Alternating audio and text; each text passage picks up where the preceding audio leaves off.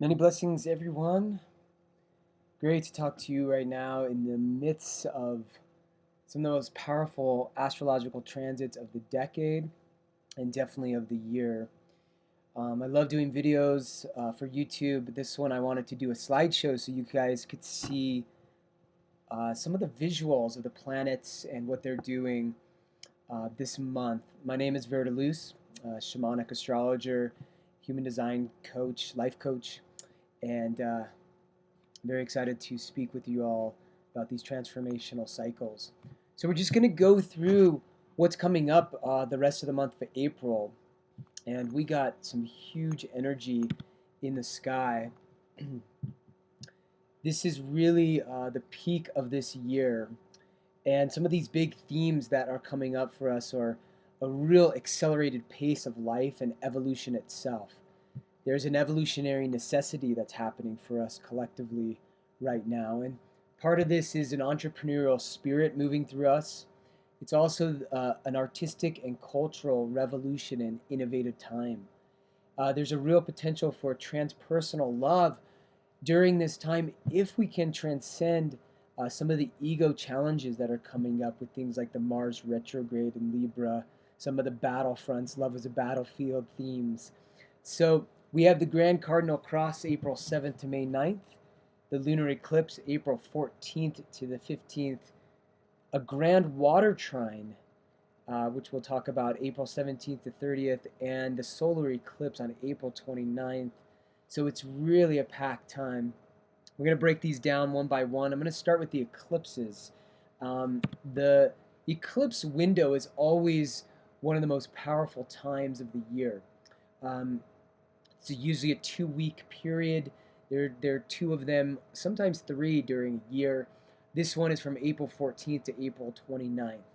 Now, some of the major themes during an eclipse cycle, and you'll feel some of this even before the eclipse happens and after, after the 2-week window. It's a big evolutionary phase shift. Cycles are ending and new cycles are beginning. And some of those endings include old programs, old stories, parts of us that need to shed and be released.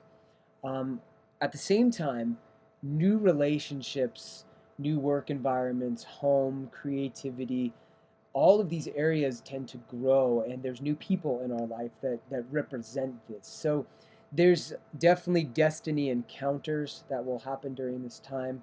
Very important.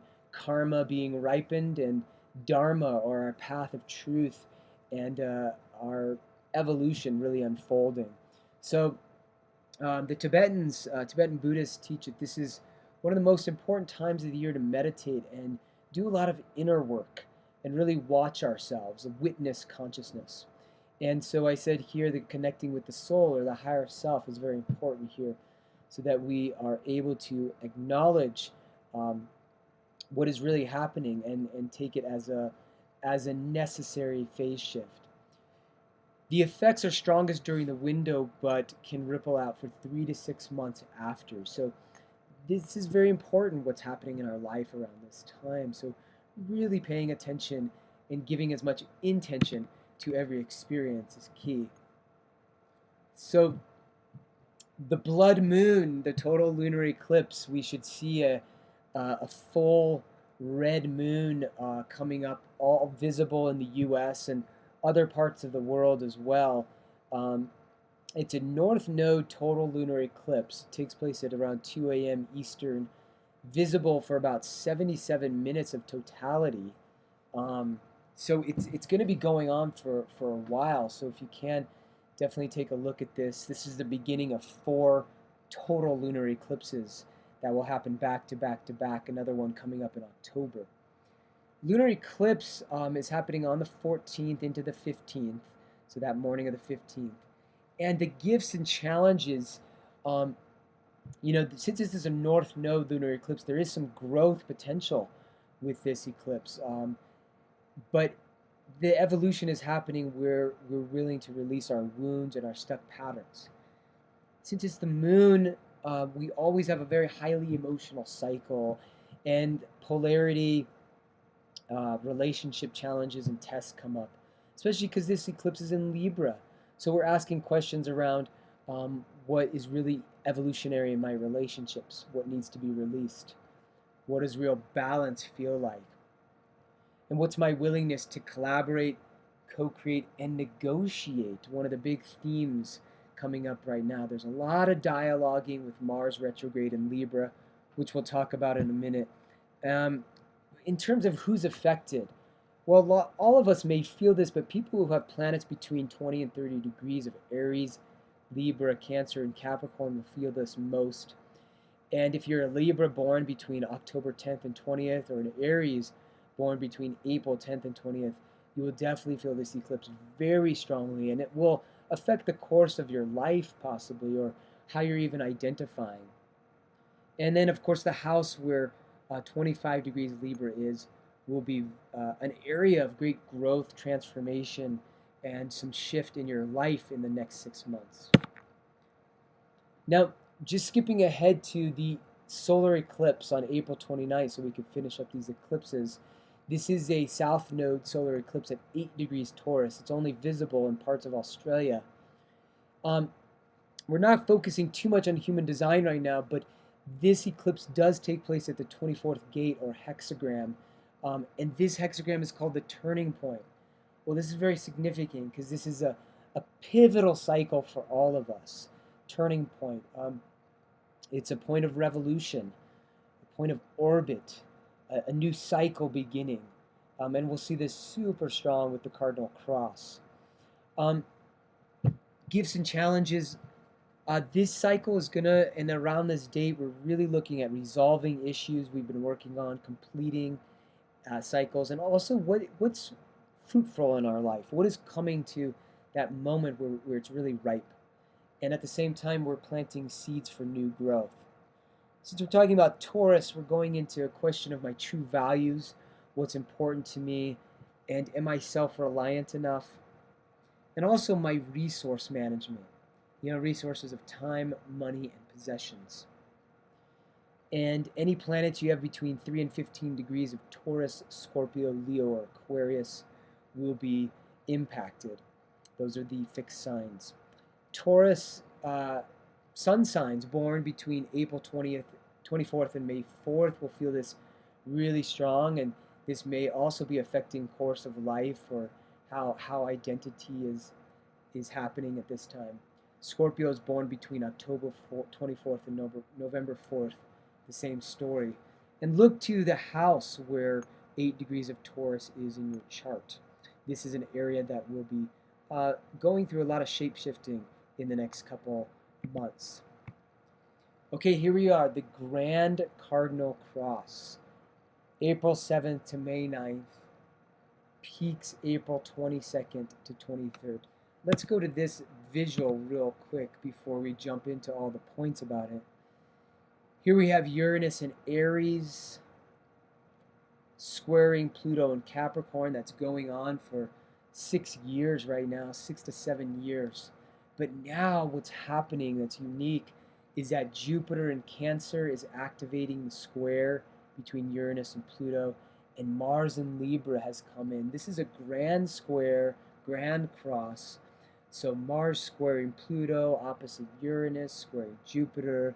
There's all kinds of oppositions and squares here. So this is dynamic, this is tense, this is frictional, it's exciting, it's challenging, it's evolutionary. These cardinal signs activate and initiate energy. They generate energy, they begin the seasons, and it feels like the weather of the soul is happening all at once. Think about it like this. It's like it's the beginning of winter, beginning of summer, beginning of spring, beginning of fall, and you're feeling this cuspy energy of needing to change and grow and develop, and it's dynamic and it's intense. So we really feel this need to transform and to shed the old patterns so that new patterns can develop. It's like whatever we've been doing that isn't working is really gonna need to die off at this time. This is a major cycle of highly energetic social and social and political revolutions on the planet. There are things happening all over the world. Of course, we have Ukraine and Russia and this situation happening there. Big elections that just happened in Turkey. Um, and it's going to be happening in this country. We're going to see that in the next slide, but equal rights is a big theme right now. Um, a lot of the themes that were huge in the 60s are really coming back up. Um, Feminist energy, um, gay lesbian rights, all of this is really coming up during this time. More balance collectively, what is fair for one and for all. Mutual empowerment is huge, and gender roles are really coming up, especially with Mars in Libra. So we need to take calculated risks at this time and really dare to be truly ourselves, be authentic, be in integrity as well. So, question to ask, how can I be more authentically, creatively, and uniquely me? So we have who's affected. Well, lots of us are everyone's gonna feel this energy, but if you have planets between 8 and 18 Libra, Aries, Cancer, and Capricorn, then you'll really feel this super strongly. Now we can go through all the dates, but think about if you were born, if your sun is at those degrees, then you'll get the dates for if you're Libra, Aries, Cancer, or Capricorn sun sign. And wherever the 13th degree of the cardinal signs is in your chart, you'll feel really intensely. So again, if you were born midway of Libra, Aries, Cancer, and Capricorn, this is a huge, huge transformational time for you. In the world, we're going to see this energy really affecting quite a few big players on the world scene. I've just researched a few, but we could see that the Sun and Saturn of the US chart are being affected. Russia's North Node, Uranus, and Neptune, in addition to the Ukraine. This is huge, and this is why you're going to see some major movement with this this month. Turkey, Pluto, and Mars being affected. China, big in this as well. Thailand. And Russian President Vladimir Putin, he has a stellium in Libra that is being affected by this. And Erdogan from Turkey, his ascendant and North Node and Uranus are being affected. I'm sure there's many, many other leaders, not Obama in this case, but so much. But there is a huge amount of shift happening worldwide right now. And diplomacy is going to be a huge theme, trying to negotiate through major world challenges. No one really wants, war and intensity, but this is very explosive energy on the planet. So when we go forward, there's that clip again. Here's Mars, and Mars is really huge this whole year. Mars represents passion and energy and our will and our sense of desire nature. But he's also the god of war. So aggression, confrontation, and defensiveness. Look to this retrograde in Libra, which began March 1st and ends May 19th, as a huge cycle. This is where all of us are reconsidering what is really important for us in relationship. We may have some passive aggressive related. I'm in and then I'm out, and I love passionately, and then I'm going to pull out intensely, and it could be a bit confusing for us. But the conflicts are rising to be understood on a deeper level, on a soul level, and we're looking at how we can really collaborate and cooperate with each other. This is what I said, navigating the path of negotiation. It's not so much about being ultimately right as feeling like fairness and justice is being achieved in all of our relationships right now. And this is why we have to dialogue a lot. Libra is an air sign, so we need to have some conscious exchange. It's a good time to be taking classes or be in workshops or be learning right now. But it's also a time where we need to think before we act. And, making big decisions before Mars goes direct, not the best idea. We really want to calculate what we're doing. And so until May 19th, especially in terms of business or in terms of um, relationship decisions. Be very careful with what you choose to move forward with, because you may have to take 2 steps back once we come out of this retrograde. So it may be frustrating, but look at what you're committed to. This is a major theme. What am I committed to? What am I devoted to? What can I put energy towards in my life? Now, Mars is opposing Uranus and Aries.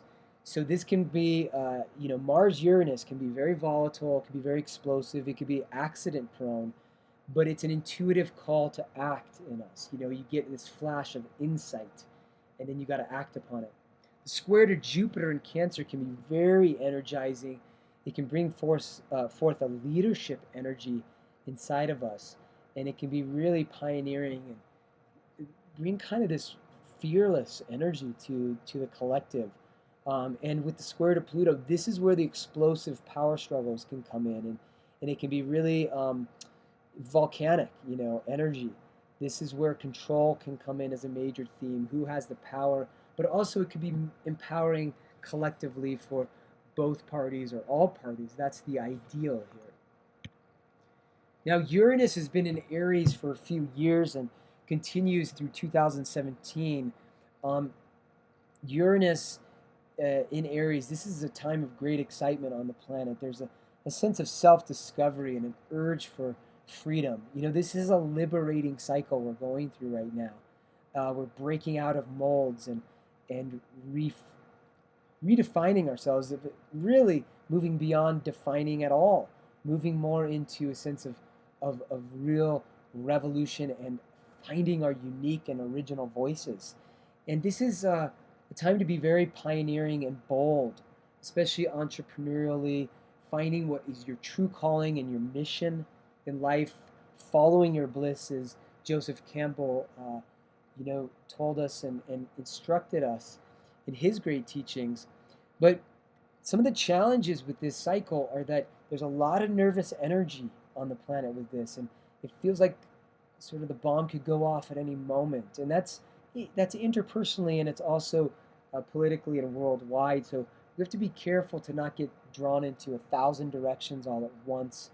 And that can create that sense of chaos or upheaval. This is a time of great and sudden change in life, and we need to go with the flow. This is a big theme, being malleable, being flexible. We can think back to the late 20s, early 30s, the Great Depression, the rise of political and social movements and dictators. I mean, this is when fascism and socialism, communism, the rise of Mussolini and, of course, Hitler, and all of these, that people were looking to these leaders.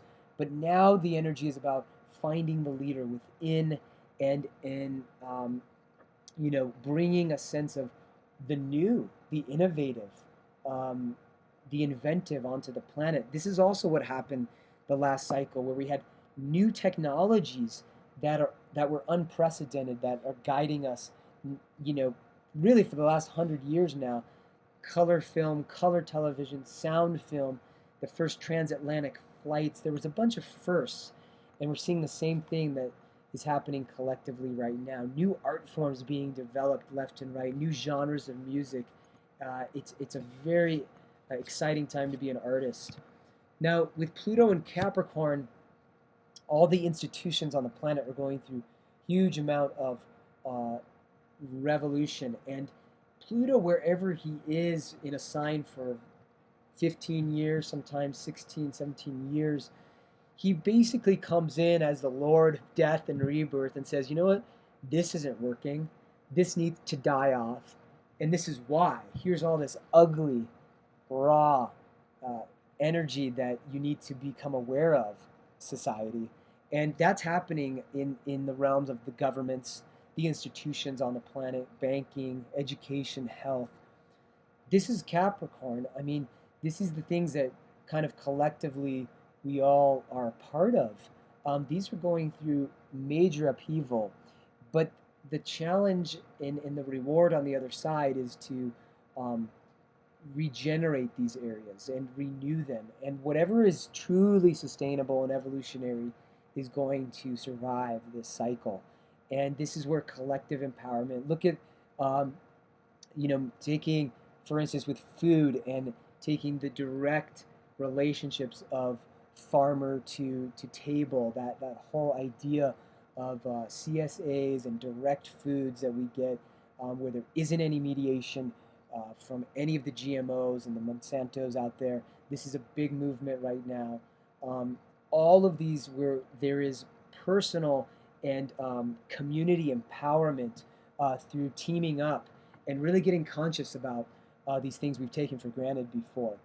And this is because the oligarchy or the elite who have the money and power really tried to wield that in very strong ways during this cycle through corporatocracy, through Big Brother. Um, and so, this happened before during the big slavery movements and colonization movements. These were Pluto and Capricorn cycles. This is when a lot of the colonizing of, with Western Europe going to the indigenous lands of Central and South America was taking place. There's also, though, the Reformation, when Martin Luther came to the Catholic Church and said, you know what, all of these things about paying to get your sins forgiven is not right. And so there's a sense that those were the big institutions of the day, and the veil was being lifted on them. Now, this was also when the U.S. was founded, and this is when this is going to happen again, where the U.S. Pluto return is going to happen in the early 2020s. This is going to be a huge cycle for the U.S. of really looking to its identity and seeing what are we doing here.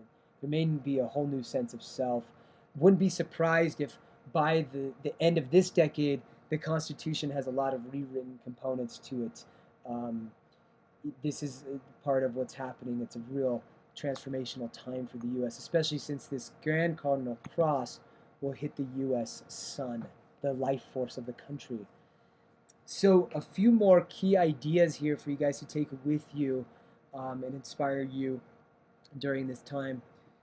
Look to some destructive but maybe constructive upheaval as well, right? What can be created through some things that are being destroyed right now. We'll see these political changes, revolutionary and rebellious impulses all over the planet.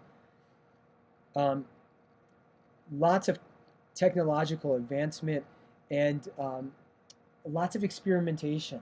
Allowing yourself to be adaptable also means to be experimental and to take your experiences and to start to really think of your life as like you're an alchemist and you're in the cauldron right now, and you're stirring up a whole new chemistry of your being.